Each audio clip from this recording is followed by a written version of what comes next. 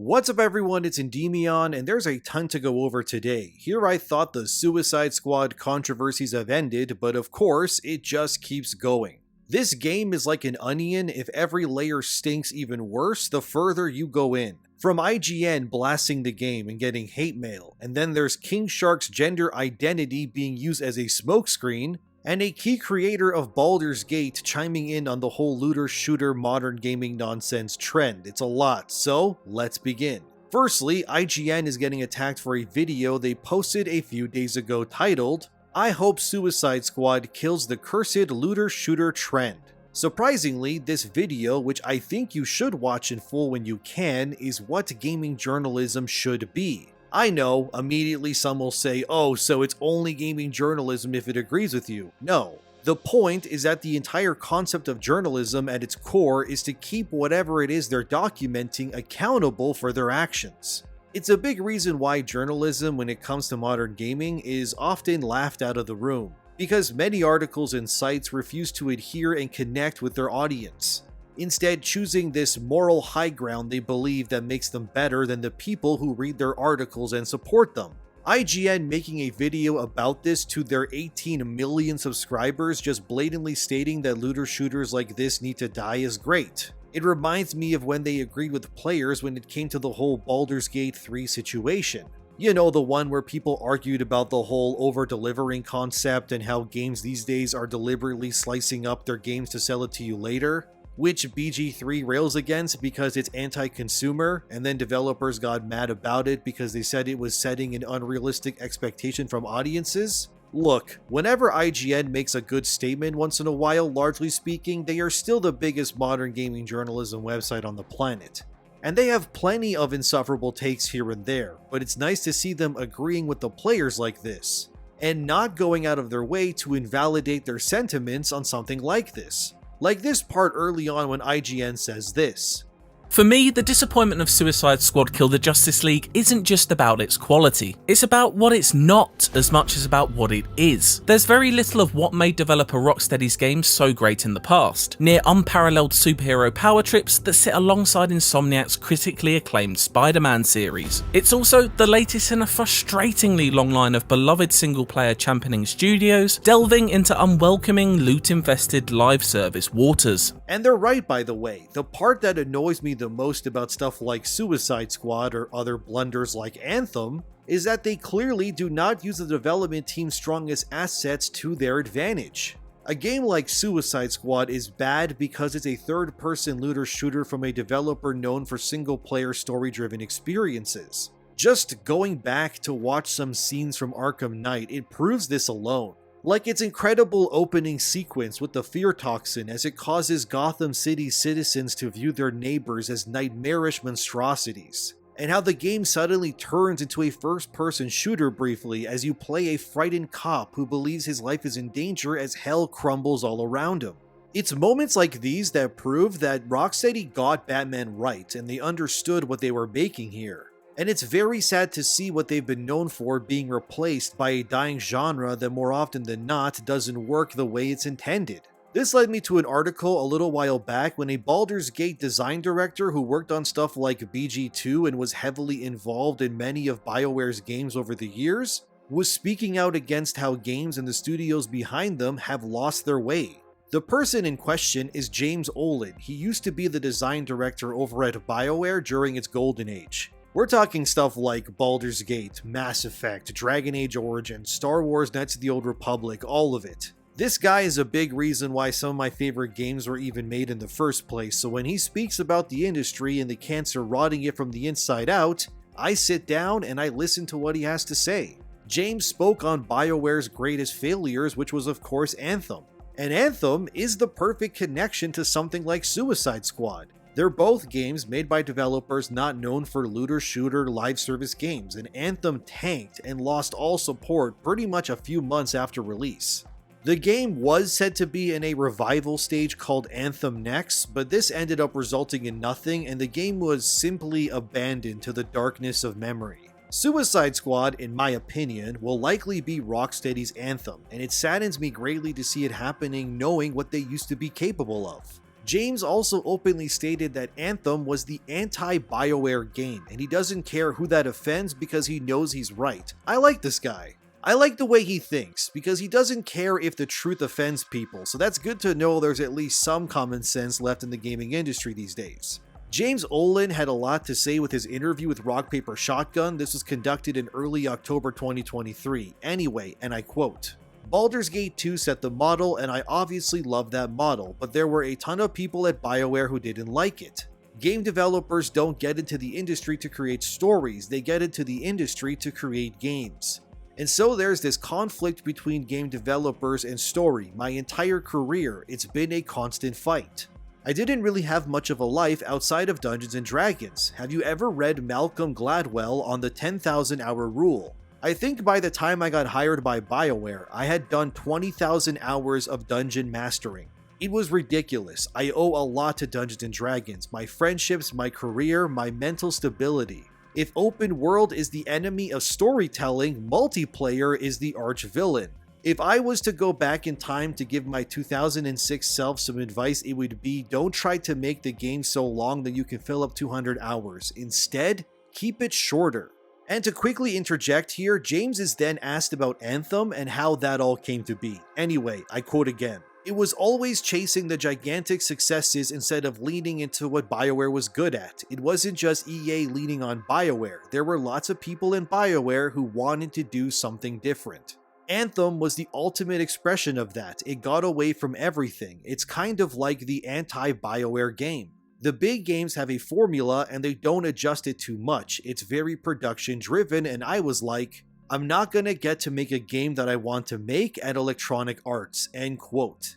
James would eventually leave EA behind and BioWare after 22 years of making games there. And he was eventually approached by Wizards of the Coast themselves, as in the company that owns Dungeons & Dragons and of course Baldur's Gate, which is a part of it.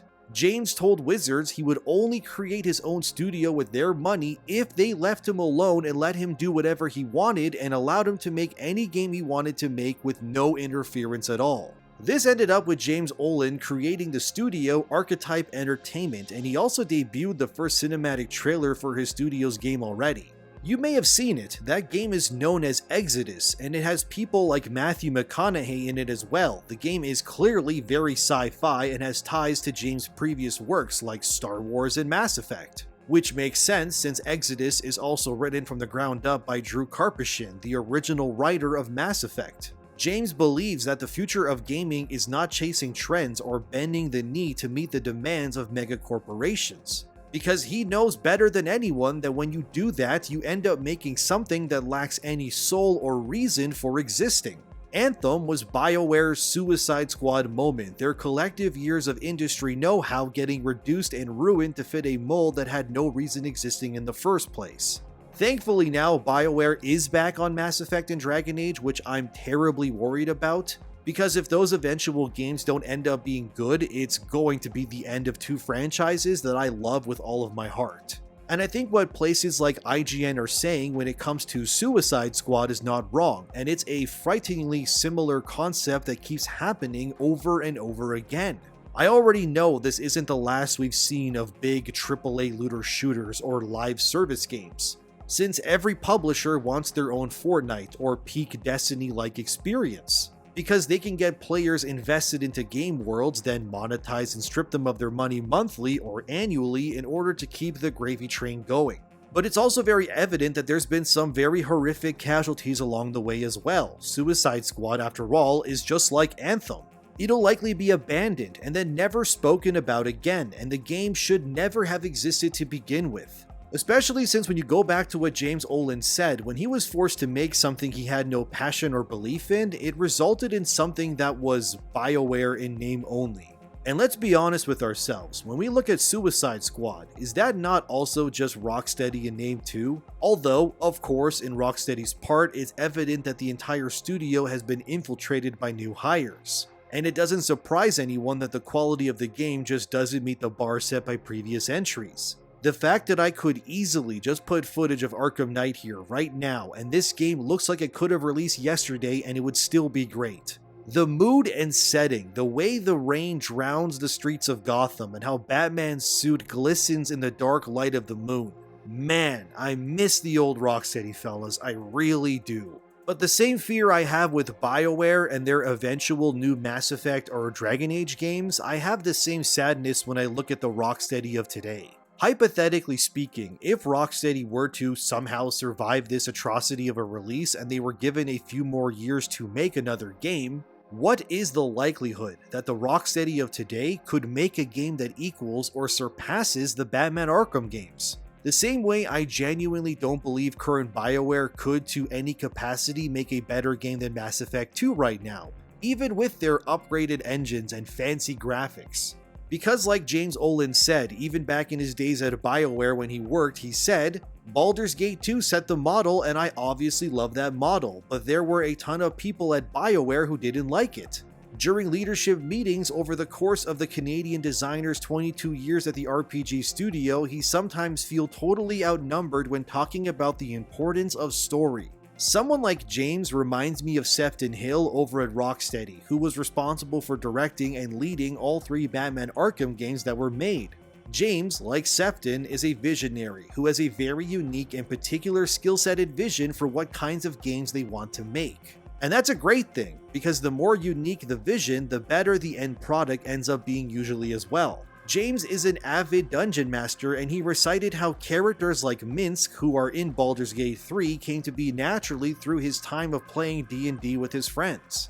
As these characters didn't exist for the game, they existed because they were organically created through the actual act of playing D&D in a room with people who loved that world, and the passion these people felt resulted in them role-playing as these characters.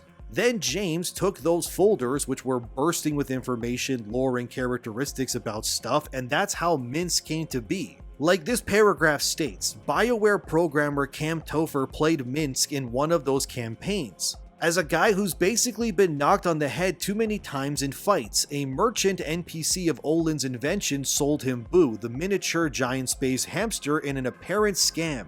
Topher ran with it, declaring that Boo would be Minsk's animal companion and holding one-sided conversations with a confidant that lived in his pocket. In my campaign, he was just a hamster, Olen says. I always thought of him as just a hamster. As you can see, these player favorite characters that you can recruit in BG2 and 3, by the way, just came to be one day when James Olen was playing D&D with people. Isn't that amazing? It's one of those lightning in a bottle moments where you couldn't replicate what went down even if you tried. So it's no wonder the love people feel for things like Baldur's Gate that resonates so much. Because these characters, the world, and everything in between was likely born not through the capitalistic drive and hunger for live service game monetization, but instead they live and breathe because the people who have the creativity and talent were given a chance to breathe life into something through genuine passion. And that, my friends, is what's missing more than ever from a lot of games today.